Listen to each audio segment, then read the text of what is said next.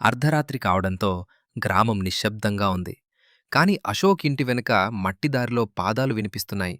బయటికి చూసినా ఎవరూ కనిపించరు. ఆ పాదాలు ఎప్పుడూ పాత హిందూ శ్మశానానికి వెళ్లే దారికే తీసుకెళ్తున్నాయి. చెట్ల మధ్యన ఏదో కదిలినట్టు అనిపిస్తోంది. ఈరోజు పాదాలు తలుపు దగ్గరే ఆగిపోయాయి. తలుపు కిందగా నీడ కదులుతోంది. బయట చూస్తే ఎవరూ లేరు.